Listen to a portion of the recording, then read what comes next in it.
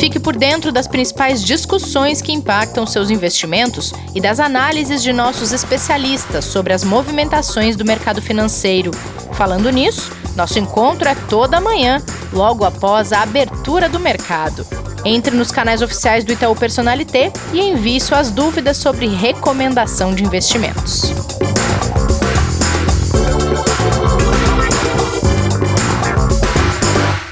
Olá, bem-vindas e bem-vindos ao Investidor em Foco, ao episódio 82, neste dia 29 de julho de 2020. Kleber, nós estamos quase no episódio número 100. Já tinha imaginado isso, hein? Tá chegando pertinho, hein, Rê? E rápido, né? Como tá passando rápido, impressionante. É verdade. Gente, olha só, no início da semana, a gente tinha destacado aqui no podcast que seria uma semana de divulgações de balanços de empresas. De fato, estão acontecendo, alguns já saíram e a maioria deles reflete a crise. Alguns saem um pouquinho dessa regra, mas a maioria acaba trazendo algum impacto dessa crise que o primeiro semestre está sendo tomado. Isso já era esperado, de fato. E alguns exemplos, a gente tem aqui como a Cielo, empresa de meios de pagamento, que faturou centenas de milhões no segundo semestre do ano passado, registrou no segundo semestre deste ano um prejuízo líquido de 75 milhões de reais. O lucro do Santander caiu 44,6% em relação ao primeiro trimestre desse ano. A Smiles, responsável pelo programa de fidelidade da Gol, teve prejuízo líquido de 400 mil reais no segundo trimestre. E lá fora, o Deutsche Bank teve resultado bem abaixo do esperado. Além disso, ser ruim para as empresas que estão vendo o seu balanço ter um resultado que elas não gostariam e que isso prejudica, obviamente, de que maneira, Kleber, esses resultados afetam os investidores? Como é que os nossos ouvintes e as nossas ouvintes devem olhar para esses balanços que estão sendo divulgados e que ainda devem ser ao longo dos próximos dias? Antes de mais nada, parabéns pela pronúncia em alemão. Espetacular aí do Deutsche Bank. Tá? Mas assim, em relação aos resultados, a gente tem duas formas de olhar para eles, tá? E não é querendo ficar em cima do muro na resposta, muito pelo contrário, é porque a gente tem tanto a questão de olhar para o resultado no ponto de vista do investidor como um alerta ou como uma oportunidade. Sim. Né? E a gente poderia até dizer que também tem uma questão de confirmação, que essa seria mais simples. Já era esperado, era o que o mercado acreditava, o resultado foi dentro do que todos imaginavam, então tá tudo ok.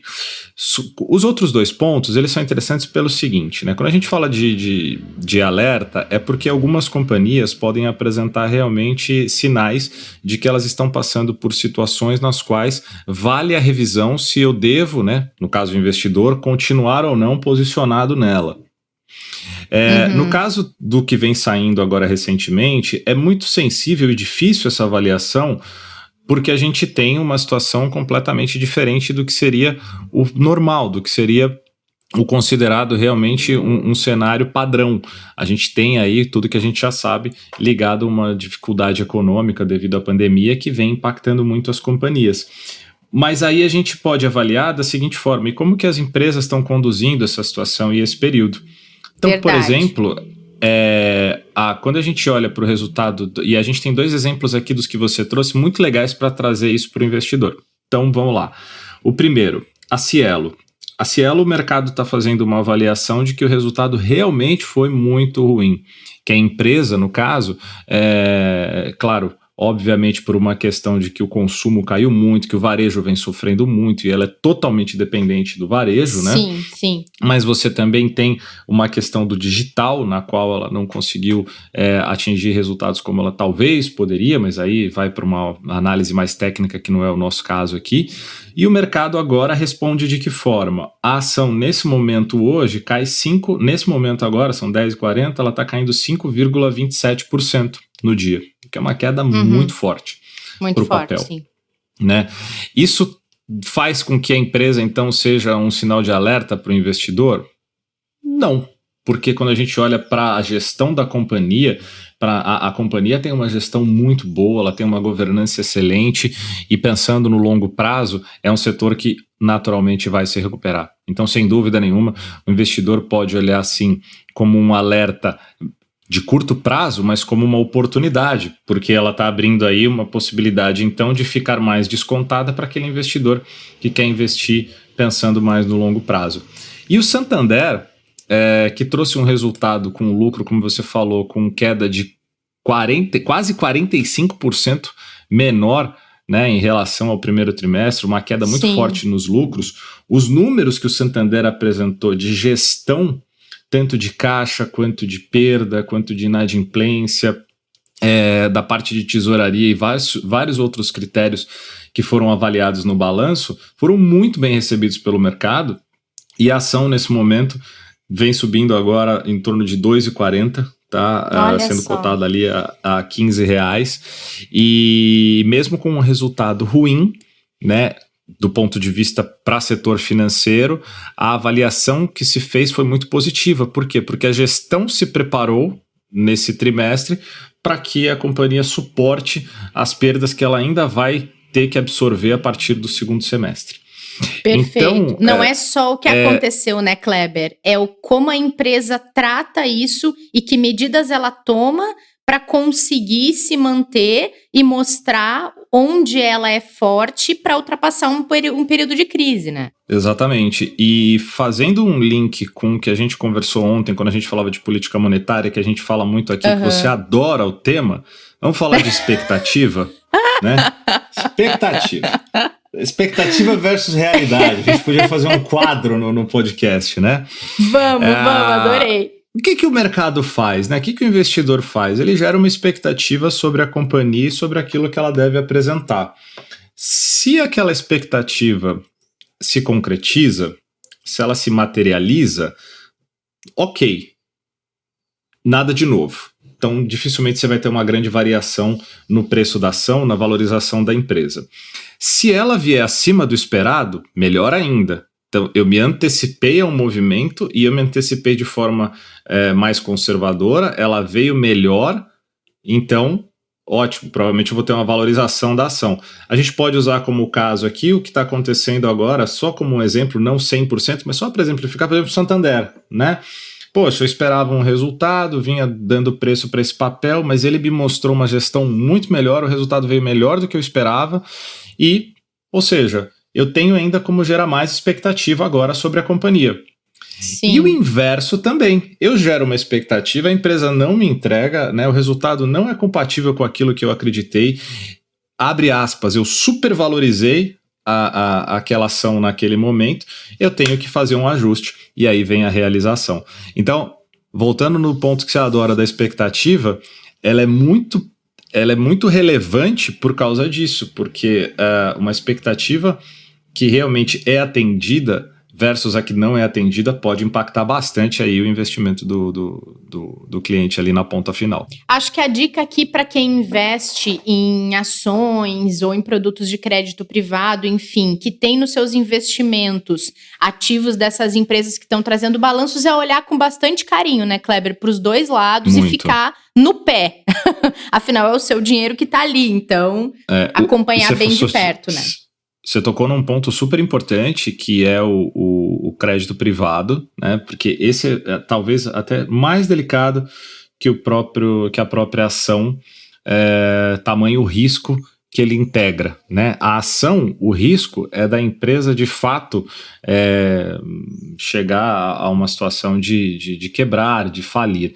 O crédito privado também, esse é o maior dos problemas, mas ele pode ter, antes disso, dificuldades de pagamentos que impacte muito aquele papel, talvez até mais do que a ação. Então, assim, os dois é muito ruim, mas o crédito privado, o investidor tem que ter até uma atenção um pouco maior, né, no curto prazo, porque a chance de recuperação dele pode ser mais difícil do que de uma ação. Mas ambas as situações são bem complicadas para o investidor, se ele tiver numa companhia que não é nenhum dos casos que a gente falou aqui agora, muito pelo contrário, né? Muito pelo contrário, e nem daquelas que a gente tem recomendado, mas o investidor tem que sempre ficar muito atento. Muito bem, boa dica. Atenção para quem investe, então, aqui em ativos de empresas, fiquem atentos. E falando em atenção, elas também estão voltadas nesta quarta-feira para a manutenção ou não dos juros norte-americanos. Tem decisão hoje à tarde, né, Kleber? Tem sim,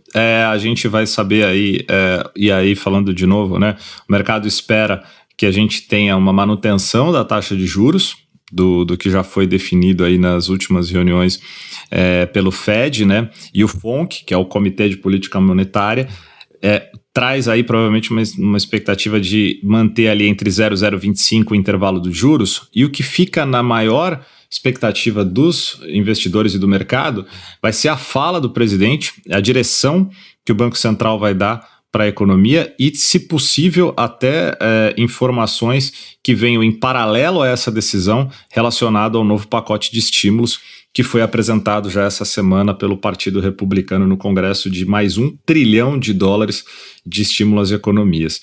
Então, tanto a questão de manutenção de emprego, gestão de dívida pública, estímulos monetários e condução da política econômica nos próximos meses é o que vai... E a visão também do Banco Central norte-americano sobre a atual situação econômica do país é que vão dar realmente essa direção da decisão de hoje à tarde. Ou seja, o discurso e a fala que vai ser apresentado é o que é mais esperado até do que a própria decisão, que já é meio que dado que vai ser a mesma da última reunião. Boa, beleza. Kleber, viu que o ouro, a gente falou aqui num episódio com o Martim, Qual o Plano Professor, sobre o papel do ouro nos investimentos. Até vamos colocar aqui na descrição qual é o episódio para quem quiser voltar atrás e ouvir. Mas o ouro já valorizou 27% desde o início do ano e pode fechar 2020 cotado a $2.000 a onça. É um fenômeno, hein? Não, isso mesmo, Rê. O ouro, como diria o nosso tradicional apresentador, né, brasileiro, que vale mais do que dinheiro, quando a gente olha para os números, a gente vê que ainda boa parte do mercado tem sim preocupação com o que pode acontecer com a economia. É isso que vem sendo refletido, e o ouro ele é tido, e aí como você bem falou, vamos ouvir de novo o que o professor Martim trouxe para a gente, né, como ele é utilizado como proteção, né, Rê? E quando o investidor busca proteção, ele busca em ativos como o ouro, que traz isso já historicamente como uma alternativa para o investidor, se caso ele tenha problemas com os ativos financeiros tradicionais, ele tem ali entre aspas, talvez um porto seguro, que seria o ouro. Em alguns casos, ou muitos dos casos, nem de fato o ouro físico, né? Mas os contratos que são negociados no mercado.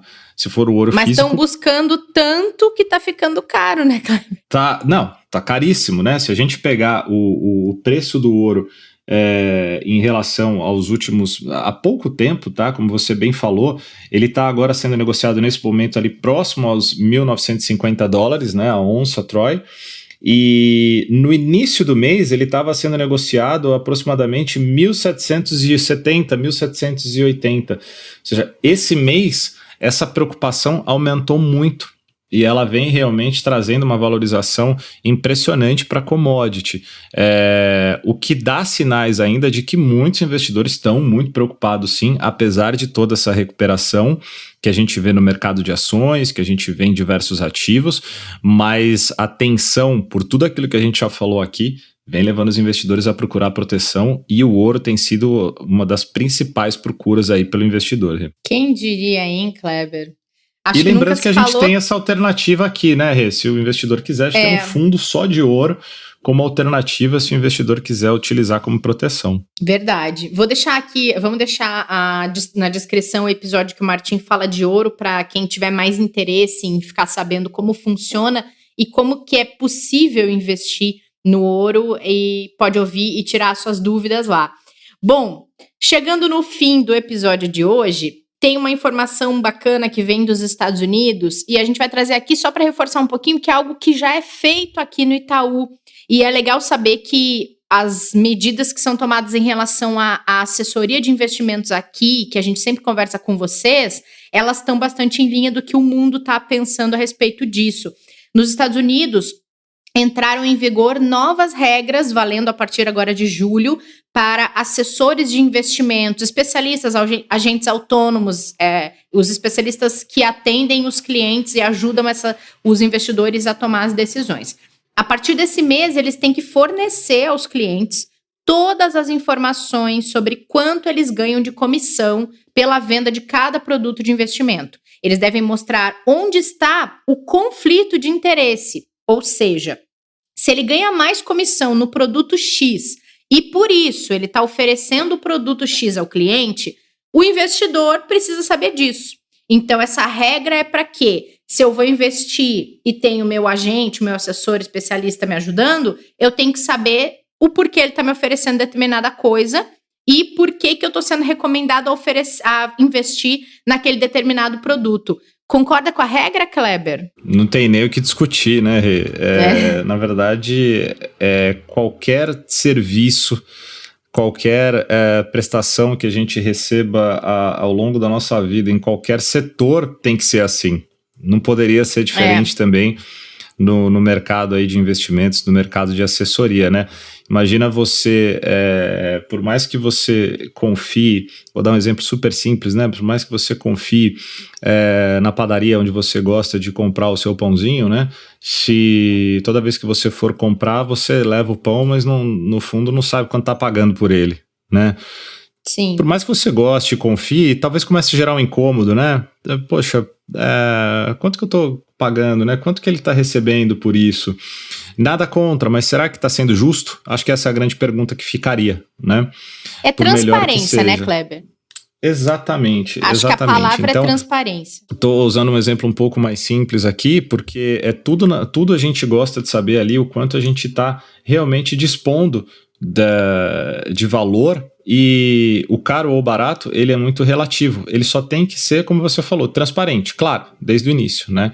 E Sim. Isso é um ponto muito importante, e acho que é legal a gente falar falar do que a gente tem de muito positivo hoje aqui no Itaú, né? Os especialistas que trabalham aqui com a parte de assessoria de investimentos, hoje eles contam naturalmente, como todos sabem, né? Um banco que trabalha na parte trabalhista via CLT para os seus funcionários, então todo mundo tem uma remuneração fixa, né? Que é o seu salário, e ele tem também o que a gente pode chamar de um bônus, né? E esse bônus está atrelado ao desempenho, naturalmente, dele como profissional e principalmente do resultado dos seus clientes, né? Então, não adianta o banco ter uma boa receita, vamos falar assim, porque ele foi um bom profissional para o banco, e o cliente, né, o investidor, acabou não tendo um bom resultado. Então pesa muito, diria que é um peso muito relevante para o profissional hoje no Itaú,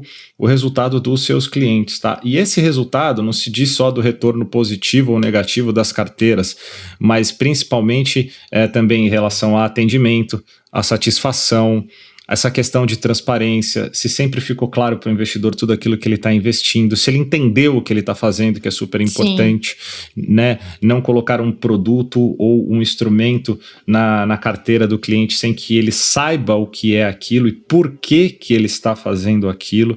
Essa é uma preocupação incessante que a gente tem aqui com todos os especialistas, para que eles sempre deixem muito claro para o investidor o que ele está fazendo, por que ele está fazendo, e se ele não entendeu, não faça, não precisa, né? Mas como assim o investidor não entendeu ou não compreendeu? Por diversos motivos, às vezes ele não teve tempo para avaliar, às vezes ele não teve condições de aprofundar naquele assunto, e é melhor ele aguardar para fazer depois, dando um exemplo aqui de como as coisas acontecem, né, no dia a dia. A gente teve aqui episódios que os especialistas vieram conversar e apresentar um pouco para a gente do dia a dia deles, né, Rê? Mas num grande resumo, né, justamente tudo isso para que a gente não tenha conflito de interesse, né? Ou seja, os clientes que recebem assessorias do especialista, eles têm que estar totalmente tranquilos em relação à isenção daquela assessoria. E o que é isenção, né? Que está muito em moda essa expressão agora, né?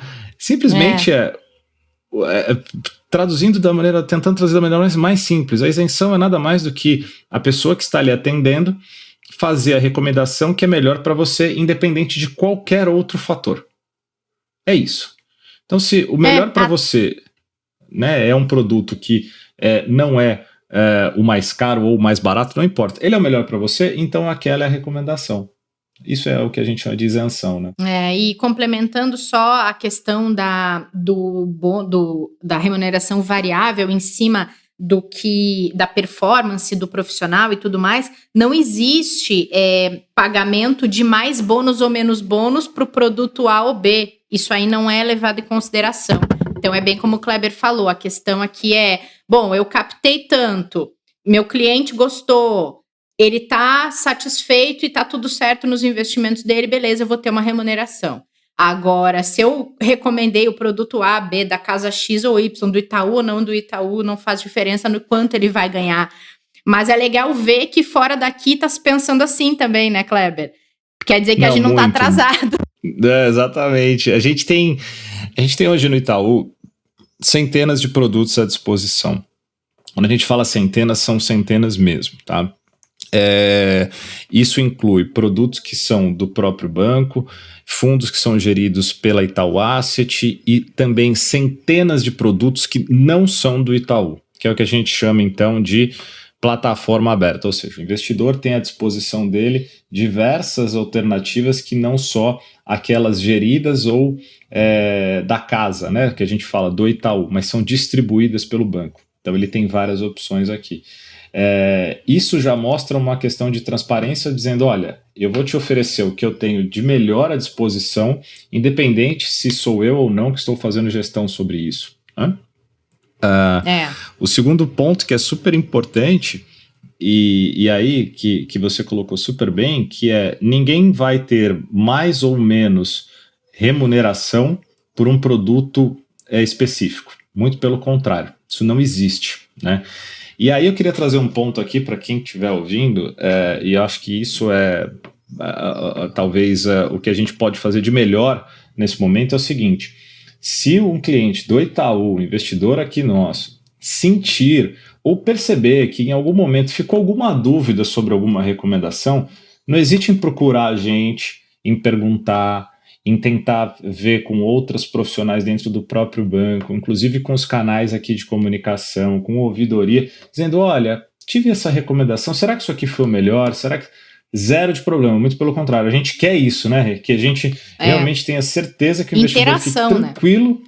Sim, com aquilo que foi recomendado para ele. Às vezes a gente vê algumas posições, poxa, mas o que foi recomendado para mim não foi bom, não foi o melhor. Tá bom, entre em contato, procura a gente para a gente ver o que aconteceu e por que aquilo não foi o melhor, né? Às vezes pode ser um problema de mercado, né? Mas sim, muitas vezes pode ter tido uma recomendação que não foi a melhor. Pode acontecer, falhas acontecem sempre. Acho que é importante que a gente está totalmente aberto aqui para dizer o seguinte: traz o problema para a gente poder resolver, porque sem dúvida é assim que a gente vai melhorar cada vez mais, né? E não achou onde encontrar alguém para ajudar? Manda no comentário do podcast lá no YouTube, que a gente traz para cá, conversa. Se a gente não conseguir ajudar respondendo no podcast, a gente manda para um especialista e ajuda. Se você estiver com alguma dúvida, é para isso que a gente serve também, né, Kleber? E eu queria só um último ponto deixar aqui uma coisa bem legal para o investidor agora, que a gente tem evoluído muito aqui, que são os comparativos. Hoje a gente consegue fazer vários comparativos com o mercado. Então, quer saber se o que você tem hoje fora do Itaú pode ser melhor se ele estiver aqui? Pode ser que a gente tenha alguma coisa interessante ou não, ou às vezes até para confirmar que aquilo que você tem está indo muito bem, porque tem diversas coisas excelentes também que não estão sendo distribuídas pelo Itaú, a gente sabe disso, o mercado é enorme, né? Então aproveite isso, procure o assessor e fala, fiquei sabendo que você pode fazer comparativo, compara para mim, né? Se o que eu tenho tá bom, se não tá, o que você pode fazer de melhor. Eu acho que isso é muito legal, porque daí abre mais ainda a transparência, né? Deixa mais claro ainda o que a gente pode fazer por eles. É verdade. Muito bem, Kleber, boa dica. Amanhã voltaremos para falar de bolsa acima dos 100 mil pontos. O que fazer agora? A gente falou de bolsa já faz um tempo, vamos atualizar a situação dos investimentos em ações e também os que são negociados em bolsa. Posso fazer só uma correção aí, rapidinha? Diga. É bolsa acima dos 105, tá? Já passou. Jesus 105. Amado. Eita. Vou me corrigir então, obrigada, Kleber. Acima dos 105 mil pontos hoje, né, Kleber? Hoje, quarta-feira. Muito bom. A gente se encontra amanhã no próximo episódio, então. Até lá. Valeu, Rê. Obrigado. Abração. Outro. E, gente, não esqueçam da live de hoje, às 5 da tarde, no Instagram e no YouTube do Personalité, para falar um pouquinho mais de COI. Se você tem alguma dúvida, aproveita e vai lá na live para tirar essa dúvida. Vem produto novo por aí, se eu fosse vocês, acompanhava essa live para saber. Protejam-se, cuidem-se, sejam responsáveis. A gente quer todo mundo aí com saúde ouvindo o podcast. Bom dia para todo mundo e até o próximo episódio. Fique por dentro das principais discussões que impactam seus investimentos e das análises de nossos especialistas sobre as movimentações do mercado financeiro. Falando nisso, nosso encontro é toda manhã, logo após a abertura do mercado. Entre nos canais oficiais do Itaú Personalité e envie suas dúvidas sobre recomendação de investimentos.